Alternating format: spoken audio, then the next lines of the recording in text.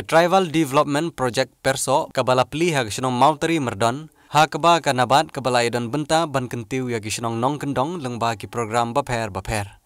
Kani ke Tribal Development Project Perso kabala pli menta kesngi kadai kawai na ki project bala banyarap ya gisnong ha ki nong kendong.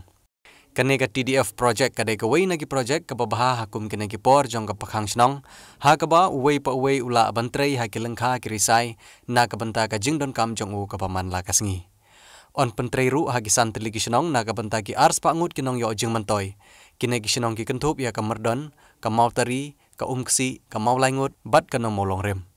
kane ka project lapli ha ka jingedon rengkat jong ikong RM Kurba ibede Deputy Commissioner Kariboy District ha ka ju kapor ha ka jingedon lang jong ukam zalian ubede District Development Manager jong kanabat ha rengkat ka jingedon lang jong Reverend Father KK Joseph ubede Director jong ka Rural Resource Training Center RRTC. Kane ka project ka kentup ya ki jingtung ya ki sok ki pai bat ki de ki ja jingtung ki bala banwan ra ya ka yo ka kot hapo ka sipo banai haswa ban yo yaw ka ba ukhau kawai pagawai ka long yeng kan yo saupho tanrai ki sambai jong sok manir sok Valencia bat weu intercrop uba kentup ya ka hadu prapun ru tanrai lane usumbai sok turun kumba 1000 sispa tanrai bat kabal antat ru bahaus nem ubasau wei pa wei unong yo jimuntoy unyo kumba prapo hajar hadu silak bat kaneru kancong katkum ka jingla bantrei bha bat banle bha ya ki jingthong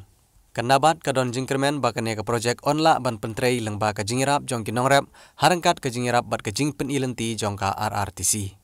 ha kane ka sngi lawan ban pli ya kane ka project ha ka shrong mauteri madon dai Deputy Commissioner Kariboy District ikong RM Kurba ha ka jingdon lang jong Father KK Joseph ubade Director ka RRTC Umran usri kam zalian ubade District Development Manager kanabat uba bishar nong plang ubade urang ba shnong jong ksnong merdon mauteri rengkat ru kirang ba shnong jong ksnong merdon nong ba nong rim umksi nong maulong maulaingut merdon bat ki katok ane ki paj ba nong yo jing mentoy ha kane kasngi laidon langru uba lansus imli bat uba sanjoy kurba bat kiwe de kirupok mat jong kate kathan amata kasngi ya don ha kane shnong ha ka ba kane project bastang thamai nagaliang kan nabat kadang ka project bantung so bantung pai hakashnong ya ki bala jil ki dan santli kishnong but hakini kishnong bala jil kini ka project kadan sansnem ya ka funding jangan ni project kale nakanaban but ya ka implementation kale RRTC te hak be de bet kani mata singila launch ka punya thung